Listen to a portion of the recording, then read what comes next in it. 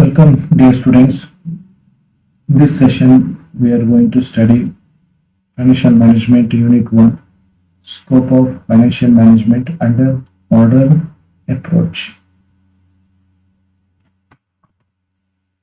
So, recap. So, in the last session, we have studied Scope of Financial Management under Traditional Approach. So, traditional approach was present in the 20th century. So, traditional approach was also known as corporate finance, and this approach was initiated to procure and manage funds for the company. So, we have studied various aspects under this traditional approach, and first one is raising of funds. ಕಂಪನಿಗೆ ಬೇಕಾದಂತಹ ಹಣಕಾಸುಗಳನ್ನು ನಾವು plan ಮಾಡಿ ಏನು ಅವಶ್ಯಕತೆ ಇದೆ ಆ ಒಂದು ಅವಶ್ಯಕತೆ ಇದೆ ಅಂತಹ ಹಣವನ್ನ ನಾವು ಯಾವ ಸೋರ್ಸ್ ಲಭ್ಯತೆ ಇದೆ ಆ ಮುಖಾಂತರ ರೈಸ್ ಮಾಡುವಂಥದ್ದು.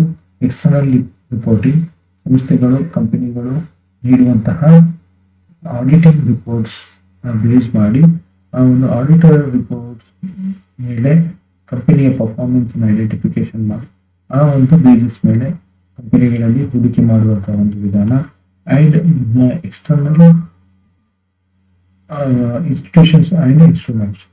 ಫೈನಾನ್ಷಿಯಲ್ ಮ್ಯಾನೇಜ್ಮೆಂಟ್ ಅವರು ಕ್ಯಾಪಿಟಲ್ ಮಾರ್ಕೆಟ್, ಮನಿ ಮಾರ್ಕೆಟ್ ಅಲ್ಲಿ ಇರುವಂತಹ ಇನ್ಸ್ಟಿಟ್ಯೂಷನ್ಸ್ ಗಳನ್ನ ಮತ್ತು ಇನ್ಸ್ಟ್ರೂಮೆಂಟ್ಸ್ ಗಳನ್ನ ಅವರು ಐಡೆಂಟಿಫಿಕೇಶನ್ ಮಾಡಿ ಆ ಮುಖಾಂತರ ಫೈನಾನ್ಸ್ ನ ಪಡೆದುಕೊಳ್ಳುವಂಥದ್ದು ಈ ಒಂದು ಟ್ರೆಡಿಷನಲ್ ಅಪ್ರೋಚ್ ವ್ಯಾಪ್ತಿಯೊಳಗೆ ಸಂಬಂಧಪಟ್ಟಿರುವಂತದ್ದಾಗಿದೆ.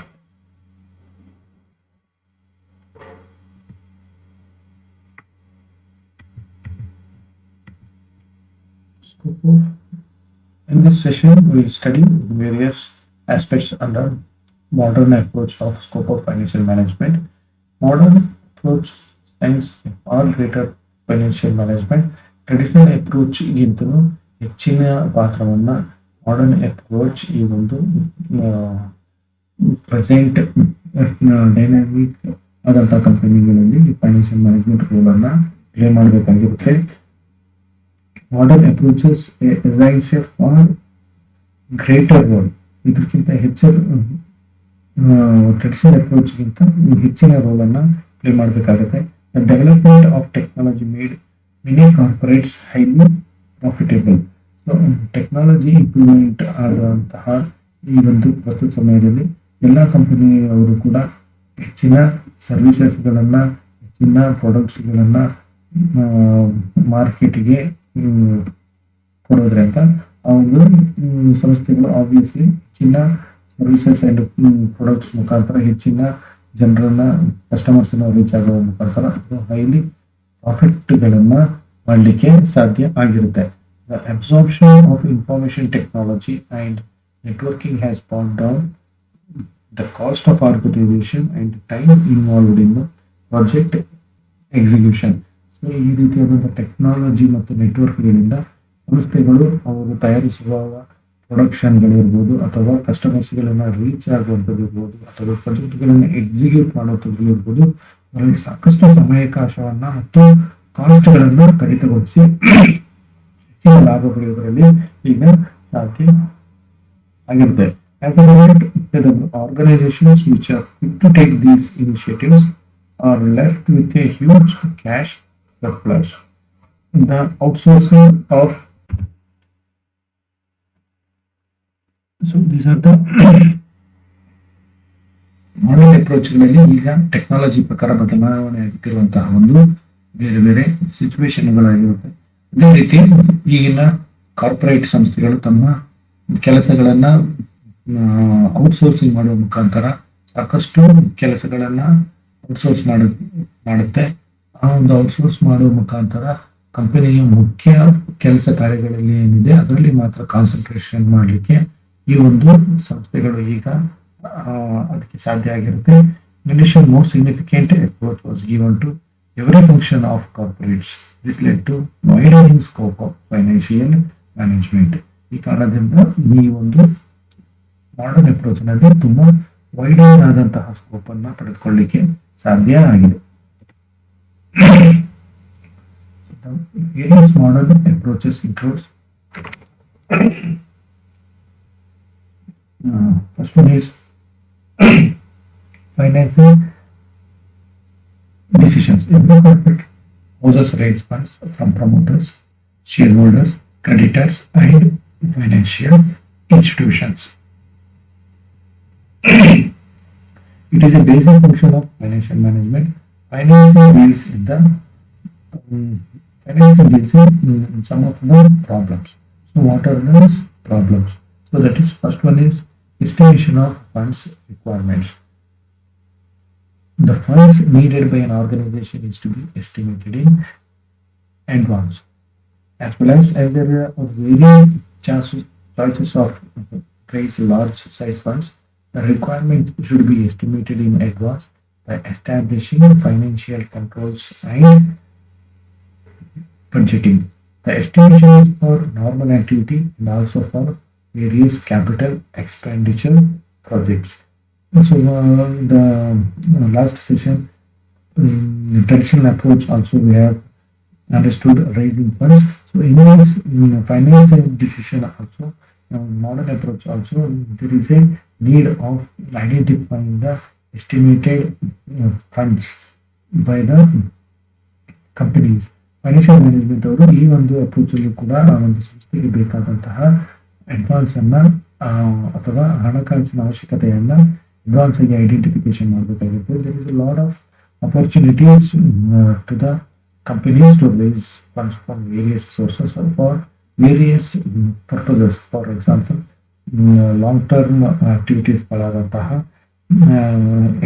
ಎಕ್ಸ್ಪ್ಯಾನ್ಷನ್ ಇರಬಹುದು ಅಥವಾ ಇನ್ಸ್ಟಾಲೇಷನ್ ಆಫ್ ಪೊಲ್ಯೂಷನ್ ಕಂಟ್ರೋಲ್ ಎಕ್ವಿಪ್ಮೆಂಟ್ಗಳಿರ್ಬೋದು ಅಥವಾ diversification of marketing to the various ಸೆಗ್ಮೆಂಟ್ಸ್ಗಳಿರ್ಬೋದು ಆ್ಯಂಡ್ ಹೊಸ ಪ್ರಾಡಕ್ಟ್ಸ್ಗಳನ್ನು ಲಾಂಚ್ ಮಾಡುವಂಥದ್ದು ಇರ್ಬೋದು ಅಥವಾ ಗ್ಲೋಬಲೈಸೇಷನ್ ಇರಬಹುದು. ಸೊ ಈ ರೀತಿಯಾದಂತಹ ಬೇರೆ ಬೇರೆ ಆಕ್ಟಿವಿಟೀಸ್ಗಳಿಗೆ ಬೇಕಾದಂತಹ ಹಣಕಾಸನ್ನ ಫೈನಾನ್ಸ್ ಅನ್ನ company has to be identify in advance and then they have to procure these funds from the various source.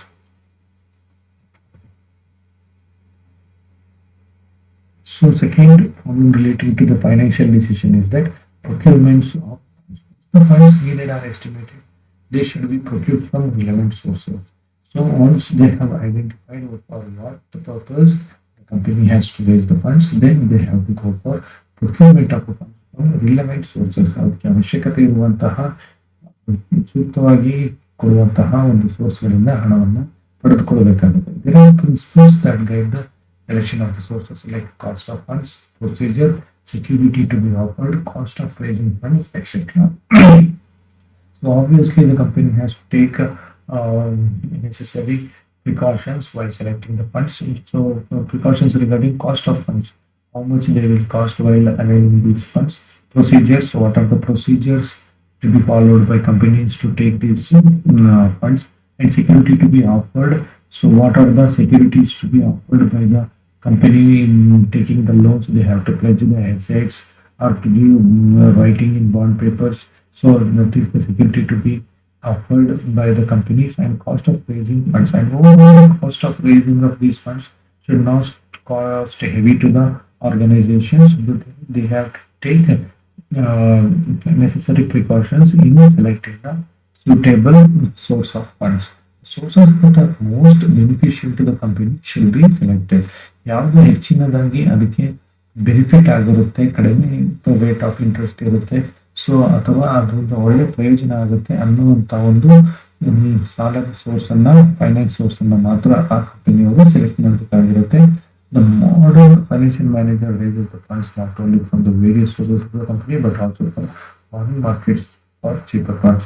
And nowadays financial management has got wide scope, and the financial management manager has got the opportunity to take the funds from foreign markets. So foreign investors are also ready to invest in the other countries. Also foreign market ಗಳಿಂದ ಹಣಕಾಸುಗಳು ಕೂಡ local ಮಾರ್ಕೆಟಿಂಗ್ಗಿಂತ ಕಡಿಮೆ ರೇಟಲ್ಲಿ availability ಇರೋದ್ರಿಂದ ಕೂಡ ಈ ಒಂದು modern approaches ಅಲ್ಲಿ financial management ಅದನ್ನ ಎಕ್ಸ್ಪ್ಲೋರ್ ಮಾಡ್ತಾರೆ. ಸೊ ಆ ಕಾರಣದಿಂದ ಕೂಡ ಈ ಒಂದು selection of procurement of funds ಕೂಡ ತುಂಬಾ ಇಂಪಾರ್ಟೆಂಟ್ ಆದಂತಹ ಆಸ್ಪೆಕ್ಟ್ ಆಗಿರುತ್ತೆ. Third one is planning the capital structure. funds can come from essentially two sources. So that is capital structure of the organization ಅನ್ನ ಡಿಸೈಡ್ ಮಾಡುವಂಥದ್ದು. ಆರ್ಗನೈಸೇಷನ್ಗೆ ಯಾವ ರೀತಿಯಾದಂತಹ ಕ್ಯಾಪಿಟಲ್ ಸ್ಟ್ರಕ್ಚರ್ ಇರಬೇಕಾಗುತ್ತೆ ಅಂತೇಳಿ. Mainly ownership funds like equity shares and preference shares or creditorship funds like debentures, bonds and long term loans. ಮುಖ್ಯವಾಗಿ two aspects ಬರುತ್ತೆ: equity shares and preference shareholders, that is the ownership funds, and also creditorship funds like debentures, bonds and long-term loans from the financial institutions or banks, etc. Financial management also plans how much should be ownership funds and how much should be creditorship funds. And in this aspect, financial management also plan ಮಾಡಬೇಕಾಗಿರುತ್ತೆ how much it should go for ownership funds. Equity shares ಅವರು preference shares ಅಥವಾ share capital ಅನ್ನು rice ಮಾಡುವಂಥದ್ದು. ಆ ಕಂಪನಿಗೆ ಎಷ್ಟು needs ಇರುತ್ತೆ ಅದರಲ್ಲಿ ಎಷ್ಟು ಪರ್ಸೆಂಟೇಜ್ ಆಫ್ ಓನರ್ಶಿಪ್ ಫಂಡ್ಸ್ ತಗೋಬೇಕು, ಆಸ್ ವೆಲ್ ಆಸ್ ಎಷ್ಟು ಪರ್ಸೆಂಟೇಜ್ ಆಫ್ ಕ್ರೆಡಿಟರ್ಶಿಪ್ ಫಂಡ್ಸ್ಗಳನ್ನು ತೆಗೆದುಕೋಬೇಕು ಅನ್ನೋದನ್ನು ಕೂಡ ಡಿಸೈಡ್ ಮಾಡುವಂಥದ್ದು ಈ ಒಂದು ಫೈನಾನ್ಷಿಯಲ್ ಡಿಸಿಷನ್ ಅಲ್ಲಿ ಫೇಸ್ ಮಾಡುವಂಥ ಒಂದು ಪ್ರಾಬ್ಲಮ್ ಆಗಿತ್ತು. In this decision regarding the capital structure it create a permanent impact on the profitability of the company. Any error in this decision, ಯಾವುದೇ ರೀತಿಯಾದಂತಹ ಲೋಪದೋಷಗಳು ಈ ಒಂದು ಡಿಸಿಷನ್ ತಗೊಳ್ಬೇಕಾದ್ರೆ ನಾವು ಮಾಡುವಂತಹ ಸಣ್ಣ ಪುಟ್ಟ ಪ್ರಾಬ್ಲಮ್ಗಳಿಂದ ಫೈನಾನ್ಷಿಯಲ್ ಮ್ಯಾನೇಜರ್ ಮಾಡುವಂತಹ ಈ ಡಿಸಿಷನ್ ಇಂದ ಯಾವುದಾದ್ರೂ ಸಣ್ಣ ಮಿಸ್ಟೇಕ್ಗಳಾದರೆ capital structure of the company ಮೇಲೆ ಅದು ದೀರ್ಘಕಾಲಿಕವಾದಂತಹ ಒಂದು ಪರಿಣಾಮವನ್ನ ಅಥವಾ ಆ ಒಂದು ಸಂಸ್ಥೆಯ ಪ್ರಾಫಿಟಬಿಲಿಟಿ ಮೇಲೆ ದೀರ್ಘಕಾಲಿಕವಾದಂತಹ ಒಂದು ಎಫೆಕ್ಟ್ ಅನ್ನ ಆಗುವ ಸಾಧ್ಯತೆಗಳಿರುತ್ತೆ. ಆದ ಕಾರಣದಿಂದ ಕ್ಯಾಪಿಟಲ್ ಸ್ಟ್ರಕ್ಚರ್ ಅನ್ನು ಮಾಡಬೇಕಾದ್ರೆ ಫೈನಾನ್ಷಿಯಲ್ ಮ್ಯಾನೇಜ್ಮೆಂಟ್ ಅವರು ಮಾಡರ್ನ್ ಅಪ್ರೋಚ್ ಅಲ್ಲಿ ಅದನ್ನ ಕರೆಕ್ಟ್ ಆಗಿ ಕ್ಯಾಲ್ಕುಲೇಷನ್ ಮಾಡಿ ಯಾವ ಒಂದು ಫಂಡ್ಸ್ ಗಳನ್ನ ರೈಸ್ ಮಾಡೋದ್ರಿಂದ ಕಂಪನಿಗೆ ಪ್ರಾಫಿಟೇಬಲ್ ಆಗುತ್ತೆ, ಕಡಿಮೆ ಖರ್ಚಾಗುತ್ತೆ ಅಥವಾ ಕಡಿಮೆ ಇಂಟ್ರೆಸ್ಟ್ ಅನ್ನ ಪೇಮೆಂಟ್ ಮಾಡಬೇಕಾಗುತ್ತೆ ಅನ್ನೋದನ್ನ ತಿಳಿದುಕೊಂಡು ಈ ರೀತಿಯಾದಂತಹ ಡಿಸಿಷನ್ ಅನ್ನ ತಗೋಬೇಕಾಗುತ್ತೆ.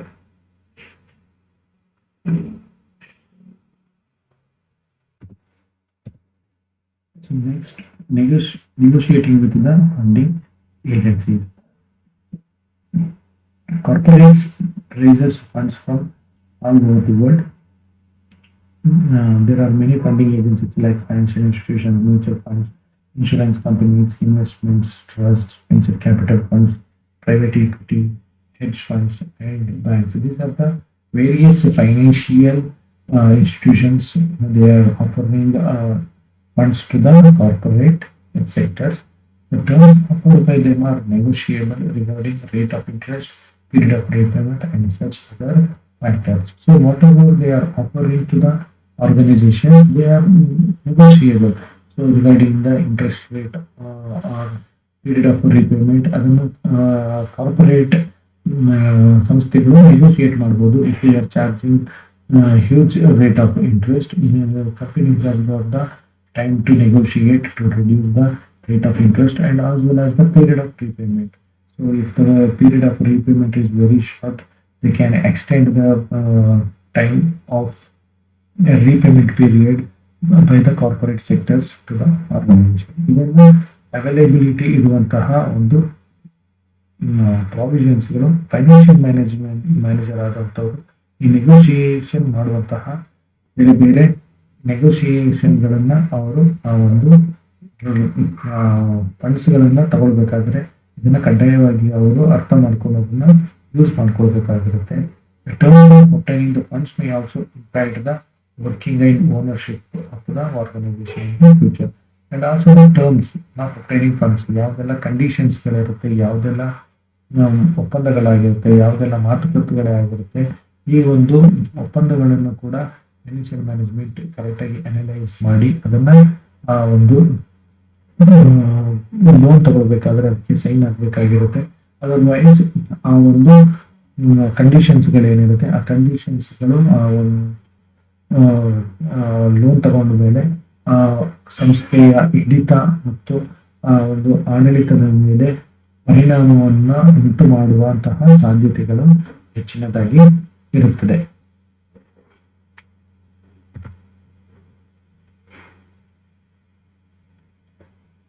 So these are the some of the uh, modern approaches under financing decisions. Normally, we have got three decisions in this modern approach. First one is financing decisions, what we have covered till now, 3 to 4 points. And we have got investment decisions, and we have got dividend policy decisions under scope of modern approaches. So we have studied till now financing decisions. So financing decisions ಸಂಬಂಧಪಟ್ಟಂತೆ the basic function of financial management ಅದರಿಂದ finance ಅನ್ನ ಯಾವ ರೀತಿ ಅದನ್ನ ಪಡೆದುಕೊಳ್ಳಬೇಕು ಅನ್ನೋದ್ರ ಮೇಲೆ finance decision ಅನ್ನು ಮಾಡಬೇಕಾಗುತ್ತೆ. ಅದಕ್ಕೆ ಸಂಬಂಧಪಟ್ಟಂತ ಬೇರೆ ಬೇರೆ ಪ್ರಾಬ್ಲಮ್ಗಳನ್ನ ಟ್ಯಾಕಲ್ ಮಾಡಬೇಕಾಗುತ್ತೆ. ಆ ಪ್ರಾಬ್ಲಮ್ಗಳು ಯಾವುದು ಅಂತ ಹೇಳಿದ್ರೆ estimation of funds and requirement, ಒಂದು ಎಷ್ಟು ಅವಶ್ಯಕತೆ ಇದೆ, ಫಂಡ್ಸ್ಗಳ ಅವಶ್ಯಕತೆ, ಅದನ್ನ ಅಂದಾಜು ಮಾಡುವಂಥದ್ದು ಒಂದು ಲೋನನ್ನ ತಗೊಳ್ಳೋದಕ್ಕಿಂತ ಮುಂಚೆಯಾಗಿ. Next one is procurement of funds. So procurement of funds ಅಂದ್ರೆ ಯಾವ ಒಂದು ಫೈನಾನ್ಷಿಯಲ್ ಇನ್ಸ್ಟಿಟ್ಯೂಷನ್ಸ್ಗಳಿಂದ, ಯಾವ ಒಂದು ಸಂಸ್ಥೆಗಳಿಂದ ಒಂದು ಲೋನ್ಗಳನ್ನ ನಾವು ಪ್ರೊಕ್ಯೂರ್ ಮಾಡ್ಕೊಳ್ಬೇಕಾಗುತ್ತೆ ಅನ್ನೋದು. ಅದಕ್ಕೆ ಸಂಬಂಧಪಟ್ಟಂತೆ ಎಷ್ಟು ಖರ್ಚು ವೆಚ್ಚಗಳಾಗುತ್ತೆ, ಏನೆಲ್ಲ ಪ್ರೊಸೀಜರ್ಗಳಿರುತ್ತೆ, ಏನೆಲ್ಲ ಸೆಕ್ಯೂರಿಟಿಗಳನ್ನ ಮಾಡಬೇಕಾಗುತ್ತೆ, ಇದನ್ನೆಲ್ಲ ತಿಳಿದುಕೊಂಡು ಆ ರೀತಿಯಾದಂತಹ ಸೋರ್ಸ್ ಆಫ್ ಫೈನಾನ್ಸ್ ಇಂದ ನಾವು ಲೋನ್ ಅನ್ನ ಪಡೆದುಕೊಳ್ಳುವಂಥದ್ದಾಗಿರುತ್ತೆ. Next planning the capital structure. Planning the capital structure ಅಂತ ಹೇಳಿದ್ರೆ ಇಷ್ಟು two types of loans capital structure availability ಇರುತ್ತೆ. ಒಂದು ownership capital, that is equity shares and preference share capital. ಏನಂದ್ರೆ ಒನ್ ಇಸ್ ಕ್ರೆಡಿಟರ್ಶಿಪ್ ಕ್ಯಾಪಿಟಲ್ ಇರುತ್ತೆ. Creditorship capital ಅಂತ ಹೇಳಿದ್ರೆ long term ಲೋನ್ಸ್ಗಳಿರ್ಬೋದು, ಅಥವಾ ಡಿಬೆಂಚರ್ಸ್ಗಳಿರ್ಬೋದು, ಅಥವಾ ಇನ್ನಿತರ ಯಾವುದೇ ಲೋನ್ಗಳಿಗೆ ಕ್ರೆಡಿಟರ್ಶಿಪ್ ಫಂಡ್ಸ್ ಇರ್ತಾರೆ. ಈ ಎರಡು ಓನರ್ಶಿಪ್ ಫಂಡ್ಸ್ ಮತ್ತೆ ಕ್ರೆಡಿಟರ್ಶಿಪ್ ಫಂಡ್ಸ್ಗಳ ಮಧ್ಯದಲ್ಲಿರುವಂತಹ ಏನು ರೇಷಿಯೋಗಳಿರುತ್ತೆ, ಆ ರೇಷಿಯೋ ಬೇಸಿಸ್ ಮೇಲೆ ಎಷ್ಟು ಪರ್ಸೆಂಟೇಜ್ ಅನ್ನ ನಾವು ಓನರ್ಶಿಪ್ ಕೊಡಬೇಕು, ಎಷ್ಟು ಪರ್ಸೆಂಟೇಜ್ ಅನ್ನ ಕ್ರೆಡಿಟರ್ಶಿಪ್ ಕೊಡಬೇಕು ಅನ್ನೋದನ್ನ ಡಿಸೈಡ್ ಮಾಡುವಂಥದ್ದು ಆ ಒಂದು ಸಂಸ್ಥೆ ಕ್ಯಾಪಿಟಲ್ ಸ್ಟ್ರಕ್ಚರ್ ಆಗುತ್ತೆ. Negotiating with the funding agency.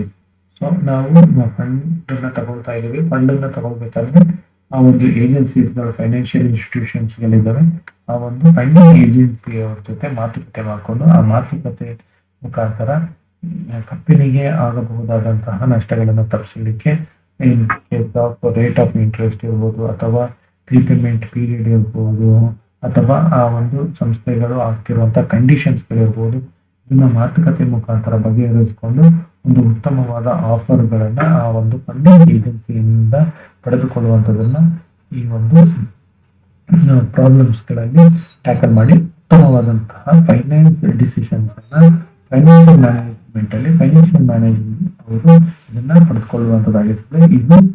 ಇಷ್ಟು ಈ ಮಾಡರ್ನ್ ಅಪ್ರೋಚ್ಗಳಲ್ಲಿ ಬರುವಂತಹ ವ್ಯಾಪ್ತಿಗಳಾಗಿರ್ತದೆ. ಸ್ಕೋಪ್ ಅಲ್ಲಿ ನಾವು ಇದನ್ನ ಇಷ್ಟು ಫಂಕ್ಷನ್ಸ್ಗಳನ್ನ ನಾವು ಸ್ಟಡಿ ಮಾಡಬಹುದಾಗಿರುತ್ತದೆ. So hope students you have understood the various modern approaches and its related functions and problems.